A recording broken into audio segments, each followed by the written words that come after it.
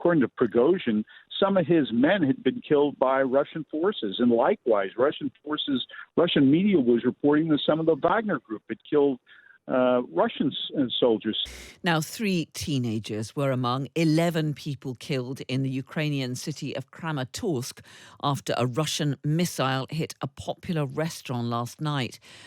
At least 57 others were injured, including some Colombian nationals and a leading Ukrainian writer. Ukraine's President Volodymyr Zelensky said Russia deserved only defeat and a tribunal for carrying out the attack. Well, Colonel Brendan Kearney is a military affairs analyst and a former chief of staff for the US Marine Corps forces in Europe. And we can speak to him now. Good evening, Colonel Kearney. Hi, Carol. It's always good to chat with you. Good to have you with us. This does appear to have been a missile strike on what was pretty clearly a civilian target. You know, you're absolutely right. Hitting a pizza restaurant in a civilian part of town just doesn't make sense. And there's also been some reporting that the Ukrainians have arrested a Ukrainian citizen who ostensibly is accused of having provided target intelligence to the Russian military, which would essentially would be to confirm the location of a restaurant like that, possibly provide pictures, but then most importantly say why it's important. And it appears it was heavily frequented by Ukrainian officers who are from the regional headquarters that is right there in that town. It is a city which is pretty close to the front line in the east of Ukraine, though. Clearly pretty vulnerable target for this type of attack. Oh yeah, and it's a place, especially with there is no military value, obviously, to a pizza restaurant or any restaurant.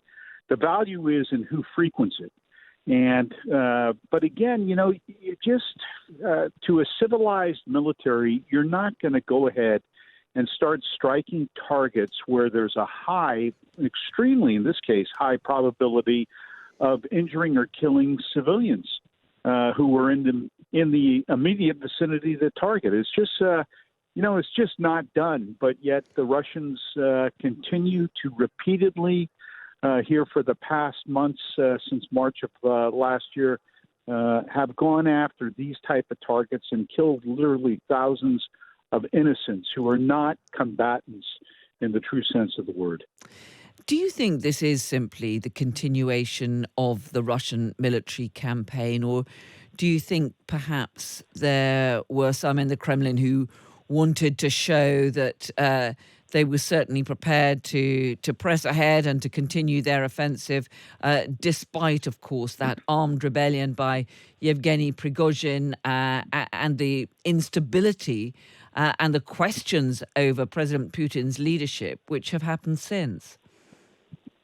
You're spot on in my estimation. I think there's a variety of reasons as to why the Russians would continue to do this type of thing.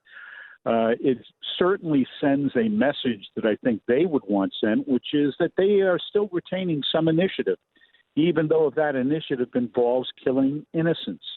And again, Putin is involved in every aspect of the overall decision making.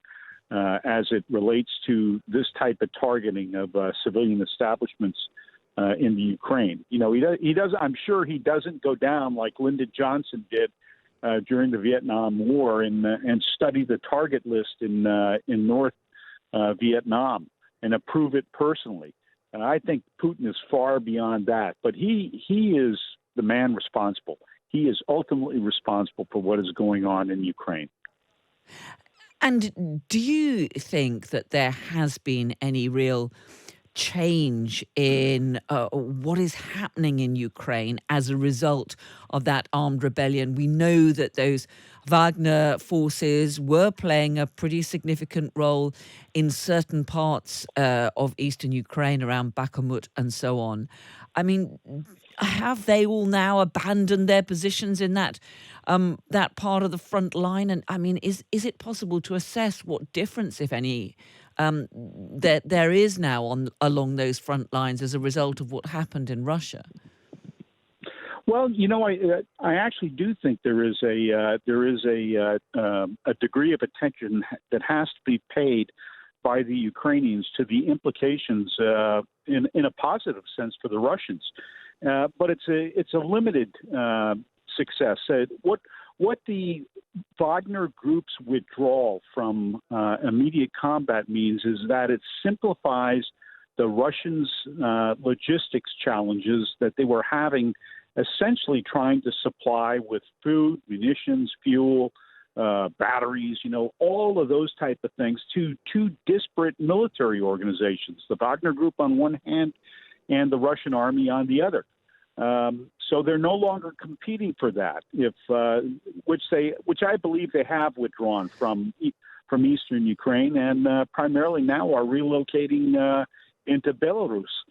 So that becomes now a Belarusian problem, and they don't have anything better logistically than the Russians. So I think it's a minor tactical concern to the Ukrainians, but in the short run, it simplifies some of the ongoing Russian challenges. So this idea that the withdrawal from those front lines of the Wagner Group was going to weaken the Russian forces. I mean, what you're saying is that actually it might lead to a clearer structure amongst the Russian forces. Oh, absolutely. It simplifies, as I mentioned, not only the logistics problems that they've encountered since February of last year, but it also clearly improves the command and control concerns that the Russians have simply not been able to overcome. And again, now the Russians, to those Russian commanders that were serving alongside the Wagner forces, they had to worry about them. I mean, there was reporting, Carol, of an exchange of gunfire, of Wagner, according to Prigozhin, some of his men had been killed by Russian forces. And likewise, Russian media was reporting that some of the Wagner group had killed Russian soldiers. So this, you don't need people like that on your flanks at all. It's bad enough that the enemy's to your front that you have to worry about. But to have supposed friends like these guys on your flanks, that's a little mini nightmare to be concerned with. Let me ask you about a story that has appeared on the Times here in London tonight, saying that the original goal of Yevgeny Prigozhin's rebellion was to capture Sergei Shoigu, the Russian defense minister, and Valery Gerasimov, the chief of staff, in Rostov-on-Don. But there was apparently a leak, and President Putin was aware of this, and it forced Prigozhin to move sooner and perhaps go further than he'd originally intended. I mean, is that something that you have heard? I've heard the same thing. I've probably read the same, open source material about that. And again, it's extremely interesting, as we all speculate, which is the only thing we can do right now, about what Prigozhin's motives were and also about how he intended to accomplish this little revolution or civil war, whatever it was that he was trying to accomplish. Again, all matters of speculation right now, but it would make sense considering how weak the Russian command and control has been since the beginning of this war, and how poorly they have performed. The most senior leadership in the Russian military, that if Prigozhin wanted to accomplish a whole lot very, very quickly, to go ahead and get these two characters would have been really a coup on his part in pursuing what other objectives he had planned. And just finally and briefly, if you could, but we now know, or it now appears, that both of them are still in place. We saw video, certainly, of Shoigu quite recently. President Putin attempting to show that, well, he's keeping those senior figures where they are. Yes, it apparently both of them are still around, at least alive. They haven't taken a dive off one of those high apartment buildings in Moscow yet. But again, who knows how Putin's reacting to all of this, and also who knows how some of these other elements of the Russian military are viewing all of this situation as it relates not only to the ongoing combat in Ukraine, but literally what has happened to their military and potentially to Russia. With a lot of reasonable people are saying, the Ukrainian victory is looming. It's possibly months away, but that's not something professional Russian military men would be happy to be thinking about or contemplating right now.